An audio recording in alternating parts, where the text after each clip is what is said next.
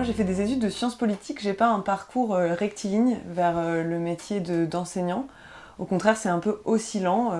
Après mes premiers stages et mes premières expériences professionnelles, j'ai voulu trouver un métier qui avait du sens, parce que ce que je faisais n'avait pas de sens, pour moi en tout cas.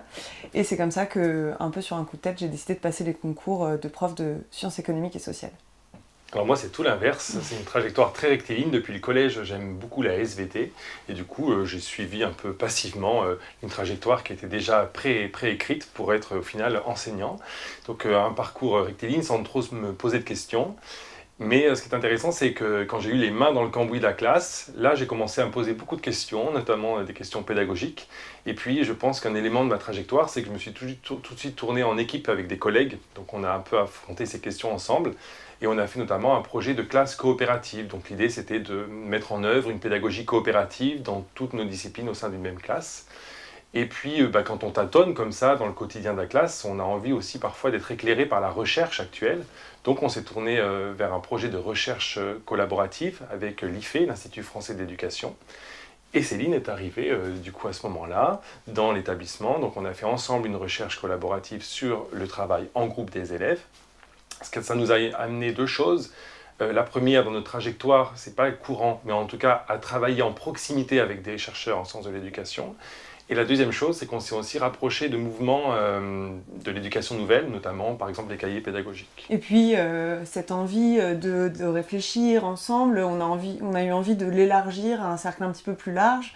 Donc on s'est lancés tous les deux dans des activités de formation, mais aussi dans des activités associatives avec des associations de l'éducation nouvelle comme le CRAP Cahier pédagogique, qui nous ont permis à la fois de réfléchir collectivement, mais aussi de partager nos recherches, nos réflexions pédagogiques du cambouis de la classe avec d'autres.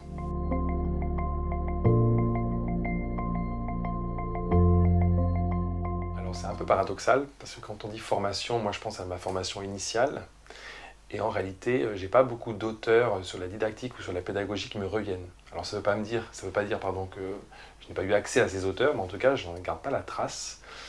Voilà, si je dois répondre à cette question, sur ma formation, en tout cas initiale, je répondrai plutôt des chercheurs, mais sur le contenu disciplinaire, donc en biologie, en géologie, en ce qui me concerne, mais pas trop en pédagogie. Je sais pas toi. Moi, c'est un peu la même remarque. En formation initiale, quand on débute, j'ai pas d'écrits de chercheurs, de chercheuses qui me reviennent en tête. Par contre, bien sûr, des économistes, des sociologues dans ma discipline, les sciences économiques et sociales.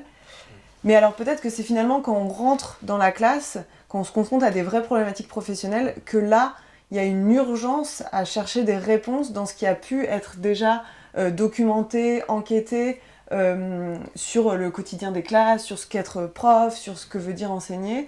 Moi, je pense notamment à Dominique Bucheton, qui m'a beaucoup marquée en début de parcours parce que c'était une manière pour moi, Dominique Bucheton, elle travaille sur les postures, c'était une manière d'allier ses valeurs à son enseignement. Et finalement, la posture enseignante, c'est comment on lie ce qu'on veut incarner et ce qu'on va faire concrètement dans le quotidien de la classe. Et c'est pas si évident, je pense qu'il y a beaucoup de personnes qui sont confrontées à cette difficulté, de ne pas savoir lier les deux. Donc Dominique Bucheton est quelqu'un qui m'a énormément marquée, et peut-être aussi Marie Durubella, que pour le coup j'ai déjà croisée dans ma formation de sociologie, qui travaille sur la participation à l'école et la mixité, notamment de genre à l'école, les difficultés à faire parler les filles qui prennent moins de place que les garçons, chose qu'on croise aussi dans nos problématiques professionnelles. Oui, moi je suis assez d'accord avec ça. J'ai le souvenir notamment des débuts quand j'enseignais, quoi, d'être de rencontrer des difficultés et du coup d'être, je ne sais pas trop comment, mais d'être tombé assez facilement sur des conférences ou des ouvrages de Philippe Mérieux notamment. Et ça revient un peu au même, c'est-à-dire des notions qui essayent d'articuler en tout cas les valeurs, des outils pratiques pour la classe et puis des connaissances de la recherche. Moi j'aimais beaucoup cette triangulation-là. En tout cas ça a beaucoup alimenté ma professionnalité. Donc Philippe Mérieux, je pense que c'est quand même un auteur assez central qui nous a beaucoup inspiré et qui nous inspire d'ailleurs encore beaucoup. Et puis ensuite, quand on s'est intéressé justement à changer un peu la pédagogie quotidienne, ben on a toujours un peu, enfin quand on tâtonne, donc nous on revendique le tâtonnement pédagogique, mais parfois ben, on n'est pas trop sûr de ce que l'on fait, ou on se dit il ne faudrait pas faire un peu n'importe quoi, donc on s'est tout de suite, c'est à ce moment-là en tout cas, qu'on s'est orienté vers des auteurs de recherche actuels. Donc notamment, vu que nous, notre sujet c'était la coopération, on s'est beaucoup tourné vers Sylvain Connac, voilà, tous ses travaux. Vu que c'était des pédagogies alternatives, beaucoup Yves Reuter aussi. Et puis vu qu'on a fait une recherche en collaboration avec l'IFE, là on l'a fait avec Sylvain Connac et Bruno Robs. Donc là on a plongé dans des articles de recherche beaucoup plus denses à ce moment-là.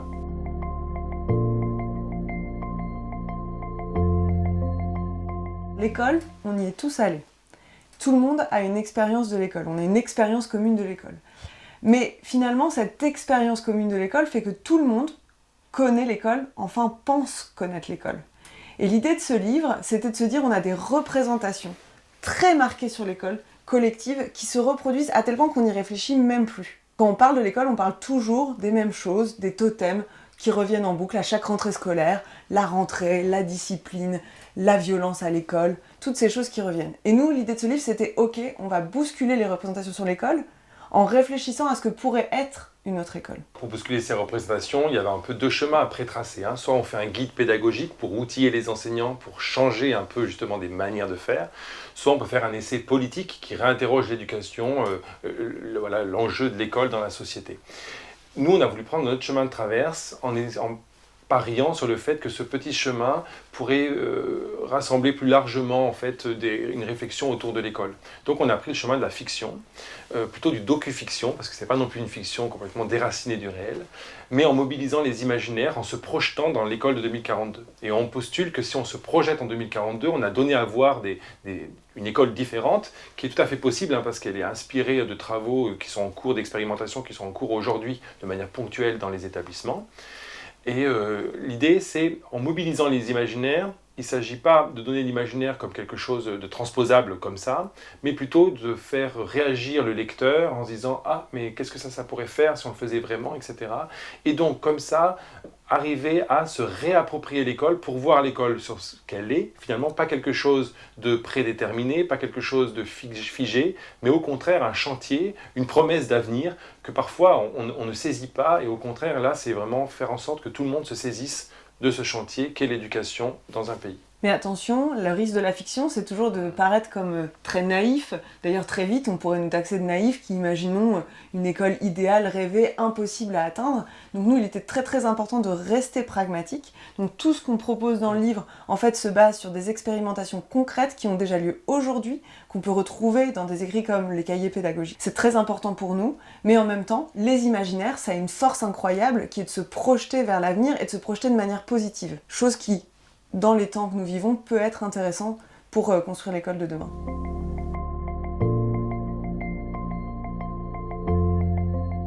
Une première idée forte du livre, c'est l'idée que les élèves ne sont plus regroupés par âge. Les élèves sont regroupés par tranche d'âge. Ça veut dire qu'on ne met plus ensemble dans une classe des élèves qui ont tous entre 14 et 15 ans, mais on met tous ensemble dans une classe ou dans un groupe plus large des enfants qui ont entre 15 et 18 ans. Pourquoi faire ça ? À la fois pour qu'il y ait une coopération plus efficace entre eux. C'est peut-être plus facile de s'aider quand on a des tranches d'âge plus larges que quand on a tous le même âge, mais aussi pour desserrer le rythme effréné. Aujourd'hui, les élèves ont des portes sans cesse de sortie qui vont les orienter à droite ou à gauche, ils prennent des portes. L'idée, c'est de desserrer cet étau-là en favorisant une coopération multi-âge et que chacun puisse aller à son rythme dans une tranche d'âge précise. La deuxième idée, c'est qu'il ne s'agit pas de rassembler des élèves de plusieurs âges, mais il faut en faire quelque chose de cette diversité. Donc la deuxième idée, c'est d'organiser la coopération, les pédagogies de la coopération à tous les niveaux du système scolaire. Concrètement, comment ça se déploie ? C'est organiser un cours, un temps d'enseignement, avec une oscillation entre des temps pour penser individuellement et des temps collectifs. Alors les temps collectifs, souvent, on tombe dans cette injonction de « pour vivre ensemble ». Bon, dans l'idée du livre, c'est de dépasser cette injonction pour finalement aller plutôt dans faire ensemble, pour penser ensemble. C'est un peu ça l'idée. Alors pour être tout à fait concret, ça pourrait se déployer notamment pour éclairer une pratique, ce qu'on appelle le conseil d'élèves. Alors pour être très concis, le conseil d'élèves, c'est un rituel qui est très organisé où les élèves, au fil de l'eau, apprennent à prendre des décisions ensemble au service du groupe. Une autre proposition, c'est celle qui finalement va dans le sens de l'histoire, avec non plus une instruction obligatoire, mais une scolarisation obligatoire, non plus à 11 ans, non plus à 14, non plus à 16, comme on a eu ces différentes étapes pour l'instruction, mais là une scolarisation obligatoire jusqu'à 18 ans. L'idée de cette scolarisation obligatoire jusqu'à 18 ans et d'une orientation qui serait, elle, à 18 ans et plus avant, c'est d'éviter une sélection trop précoce, un tri trop précoce des enfants qui aujourd'hui est lié à leur milieu social, et souvent lié à leur milieu social. Une autre idée aussi intéressante, c'est de penser avec les mains. Alors penser avec les mains, c'est un peu distillé dans l'ouvrage, hein. C'est l'idée de réinvestir en gros la manipulation dans tous les cours. Alors il ne s'agit pas de rajouter des enseignements pratiques, comme on peut parfois l'entendre, en plus des savoirs un peu théoriques, mais il s'agit de faire l'un pour l'autre, l'un avec l'autre. Pour donner un exemple concret, il ne s'agit pas notamment de rajouter des cours de couture, mais il s'agit par exemple à un moment donné dans une séquence d'apprendre à coudre un bouton pour développer le concept de circonférence en mathématiques. Une autre idée, pour nous, très importante, c'est de favoriser la mixité sociale à l'école.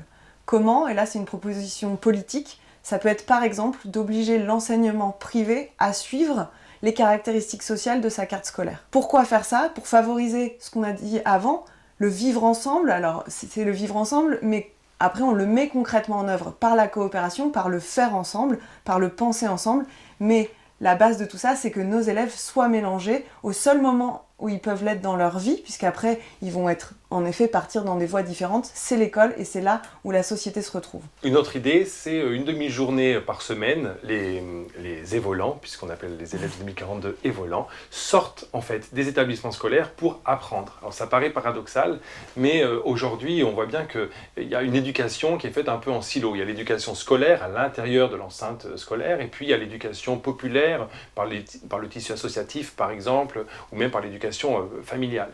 Et l'idée, ce qu'on appelle des missions partenaires, quand les élèves sortent là une demi-journée par semaine, c'est de reconnaître, de valoriser des compétences qui peuvent être faites en dehors de l'école. Par exemple, pour être tout à fait concret, on peut développer la compétence de responsabilité, prendre des responsabilités ou des initiatives dans le club de basket quand on prend par exemple des responsabilités d'arbitrage. Et donc l'idée, c'est de reconnaître un peu tout ça pour envisager non pas uniquement l'éducation scolaire, mais une éducation globale qui devient cohérente, en lien avec le territoire et aussi qui brasse les générations, puisque tout le monde s'attelle à réfléchir à une éducation qu'on va dire une éducation globale. Donc c'est finalement une éducation tout au large de la vie. Tout au large et tout au long de la vie également. Puisque une des propositions du livre, c'est de créer une semaine de congés payés, enfin plutôt une semaine de formation payée. Vous savez, ces établissements, c'est des endroits qui sont fermés pendant les vacances scolaires, alors que c'est des endroits très larges avec énormément de mobilier. Et donc l'idée, ce serait que dans ces établissements puissent venir des adultes qui auraient la chance de suivre une formation continue de leur choix, une semaine par an, obligatoire.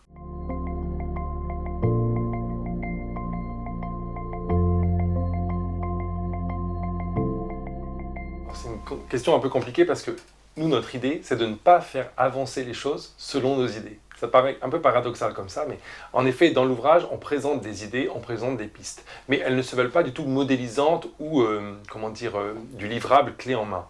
L'idée de proposer des idées, c'est de les soumettre à la critique, de les soumettre à la discussion, pour en réalité raviver le débat éducatif plutôt que l'alimenter avec des modèles déjà prédéterminés. Alors, dans le livre, il y a quand même une idée centrale, une idée sous-jacente à toutes les autres, c'est l'organisation du système éducatif à l'échelle nationale pour justement permettre cette confrontation d'idées, cette avancée collective et donc d'entretenir ce débat sur l'éducation. Comment on fait ça concrètement maintenant? C'est une des propositions phares du livre, c'est de supprimer le ministère.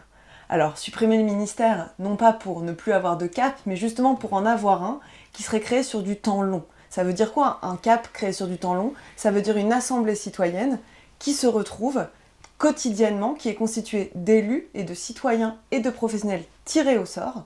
Parce que l'idée, c'est d'associer la démocratie représentative à la démocratie participative. Et ils se retrouvent pour déterminer ensemble, non pas les modalités du système éducatif, mais les finalités. Et aujourd'hui, on a vraiment une question centrale qui se pose, c'est à quoi sert l'école? Quelles sont les finalités de notre école? L'idée de ce qu'on a appelé ce Conseil national de l'éducation permanente, donc cette assemblée de citoyens dont je viens de parler, c'est de déterminer ces finalités et qu'ensuite, au niveau local, soient définies des modalités, des manières de mise en œuvre de ces finalités nationales, parce qu'on sait qu'au niveau local, nous n'avons pas les mêmes problématiques. Donc, un peu de jacobinisme pour les finalités et de girondisme pour les modalités.